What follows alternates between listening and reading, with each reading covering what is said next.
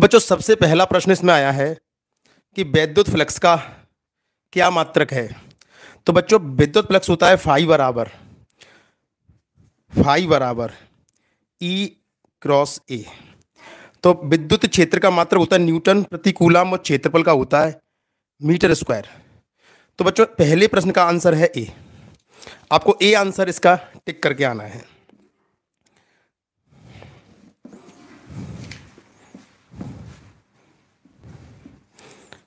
और बच्चों अब इसके बाद है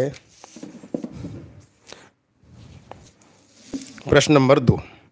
एक समान आवेशित गोली कोश के भीतर विद्युत विभव की दूरी के साथ निर्भरता होती है। तो बच्चों विद्युत विभव दूरी के साथ गोली कोश के अंदर दूरी पर निर्भर नहीं करता है, दूरी पर निर्भर नहीं करता है। दूरी बढ़ाने पर गोली कोश के भीतर विभव पर कोई प्रभाव नहीं पड़ता है, वो सतह के बराबर होता है।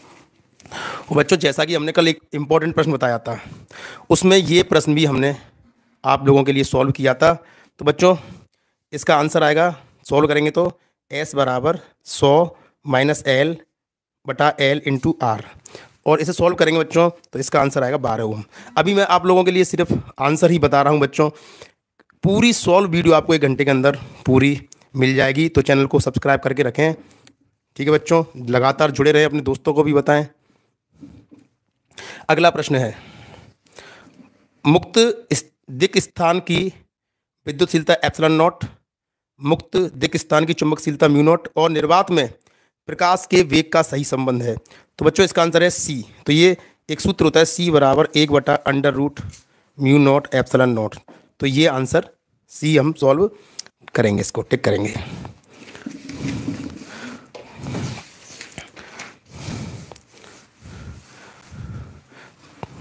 अगला प्रश्न है कि गतिमान आवेश से क्या उत्पन्न हो सकता है।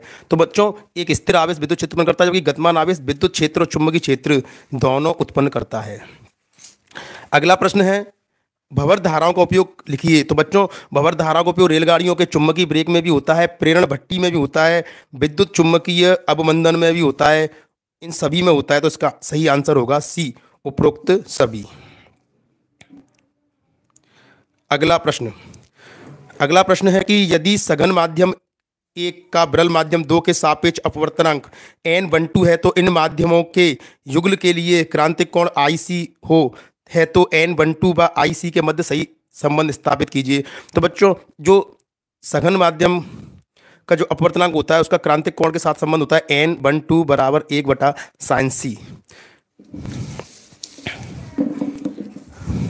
अगला प्रश्न है कि प्रकाश विद्युत प्रभाव के प्रायोगिक अध्ययन में आपतित विकिरण की विभिन्न तीव्रताओं के लिए संग्राही पट्टिका विभव तथा प्रकाश विद्युत धारा के बीच सही आलेख है। तो बच्चों जब तीव्रता अलग अलग होती है तो धारा अलग अलग होती है। तो ये ग्राफ ए जो है वो टिक करेंगे। तो बच्चों चैनल पर लगातार बने रहिए, सब्सक्राइब करके रखिए।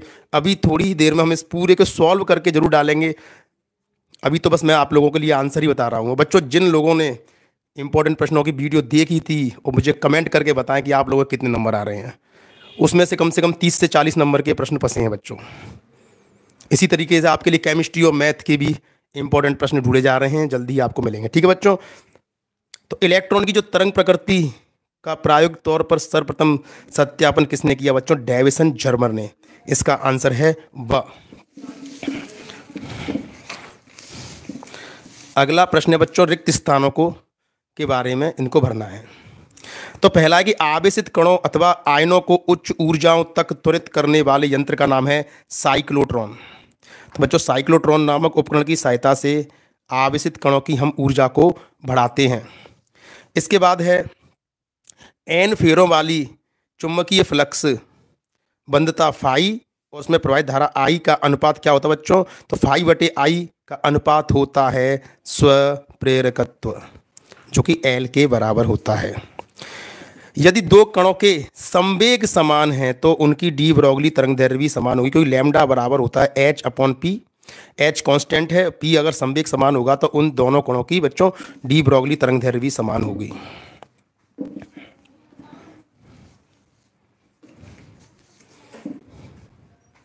अगला प्रश्न है बच्चों, P प्रकार के अर्धचालकों में, P मतलब पॉजिटिव ज़्यादा होती है इसमें, मतलब होल। पी प्रकार के अर्धचालकों में होल बहुसंख्यक आवेश वाहक और इलेक्ट्रॉन जो होते हैं वो अल्पसंख्यक आवेश वाहक होते हैं। ठीक है बच्चों, इस प्रकार ये छोटे छोटे सभी प्रश्न हो चुके हैं। अब हम थोड़ा सा इन प्रश्नों को करके देखेंगे कि मिल्कन तेल बूंद प्रयोग में किसी बूंद पर इतना आवेश है तो उसमें इलेक्ट्रॉन की संख्या बच्चों इसमें आ रही है 4। सॉल्व कर दिया है। अगर आपको फुल वीडियो देखनी है तो थोड़ा इंतजार करें। पी विद्युत द्विध्रुव आघूर्ण के विद्युत द्विध्रुव की अक्ष पर विद्युत द्विध्रुव के केंद्र से विद्युत विभव का मान लिखिए बच्चों। विभव का मान होता है Kp/r² अक्ष पर। अर्धचालकों की प्रतिरोधकता की ताप पर निर्भरता लिखिए। तो बच्चों अर्धचालकों का अगर हम ताप बढ़ाते हैं तो उनकी प्रतिरोधकता घट जाती है। अगर दो सेल हैं जिनके विद्युत वाहक E1 E2 हैं और आंतरिक प्रतिरोध R1 R2 है, दोनों सेलों को पार्श्व क्रम में संयोजित किया गया है, तो इस संयोजन का तुल्य विद्युत वाहक लिखिए। तो बच्चों इसका सूत्र है E बराबर E1 R2 plus E2 R1 बटे R1 plus R2 upon R1 R2 बटे R1 प्लस R2। तो बच्चों इसका सूत्र ये होता है।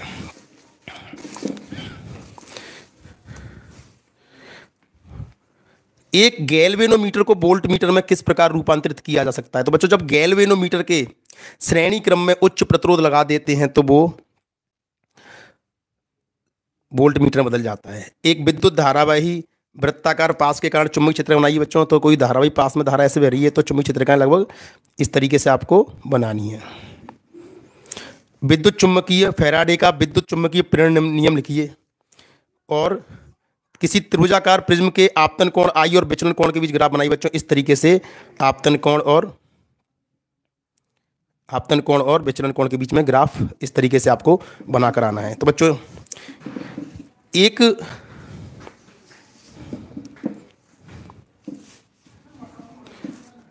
यदि एक समांतर प्लेट संधारित्र की प्रत्येक चालक प्लेट का क्षेत्रफल a है, उनके बीच की दूरी d है, तो उसकी धारिता का सूत्र उत्पन्न कीजिए बच्चों। ये मैंने कल भी आपके लिए जो वीडियो बनाई थी उसमें ये लगाया था डेरिवेशन, C बराबर ε0 A/d।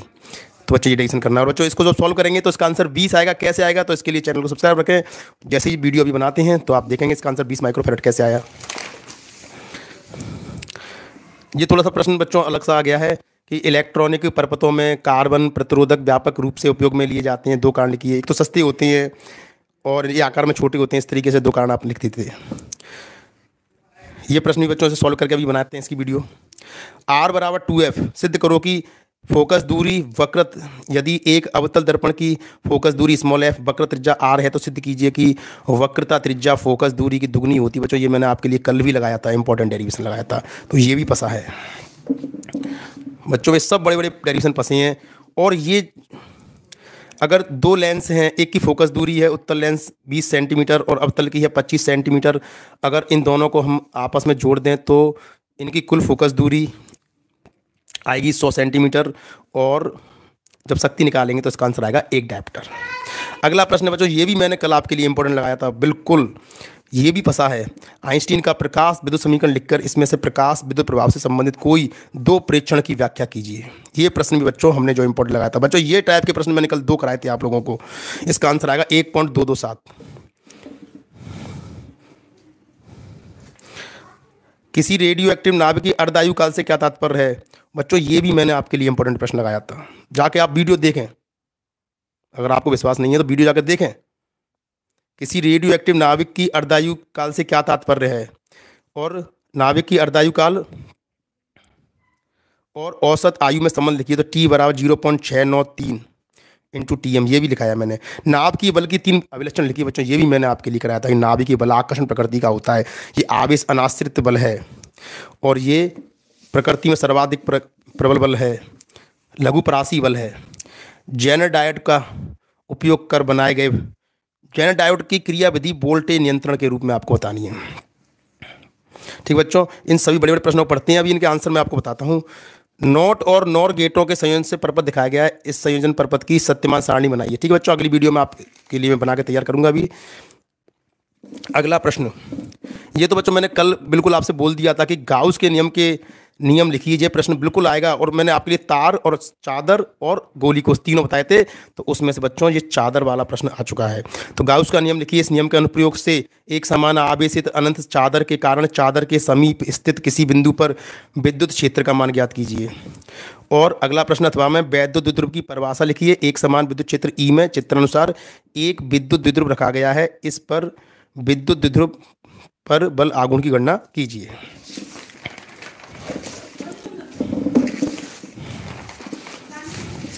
अगला प्रश्न बच्चों, ये प्रश्न भी बच्चों मैंने आपके लिए कल जो वीडियो डाली थी इंपॉर्टेंट क्वेश्चन की, उसमें ये क्वेश्चन था कि यदि एल लंबाई की धात्विक छड़ को एक समान चुंबकीय क्षेत्र रखकर इसे चुंबकीय क्षेत्र के बी लंबवत चलाएं तो इसके लिए जो सिरों पर उत्पन्न प्रेरित विद्युत भागबल होता है ई बराबर बी एल वी, इसका आपको डेरिवेशन करना है।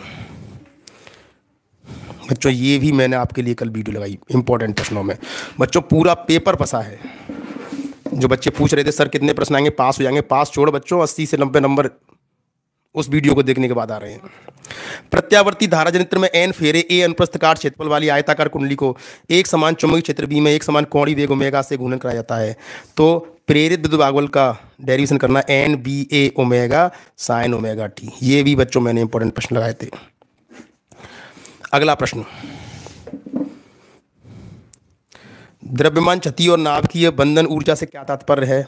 और द्रव्यमान संख्या एवं प्रति न्यूक्लियन बंधन ऊर्जा के बीच ग्राफ बनाइए। तापीय न्यूट्रॉन विखंडन पर आधारित किसी नाभिकीय रिएक्टर का नामांकन बनाइए। और मंदक और शीतलक, ये दोनों बच्चों इनकी व्याख्या मैंने आपको कल इंपॉर्टेंट प्रश्नों में लगाई थी। मंदक और शीतलक की व्याख्या मैंने कल की थी। और रिएक्टर का ब्लॉक आरेख बनाइए।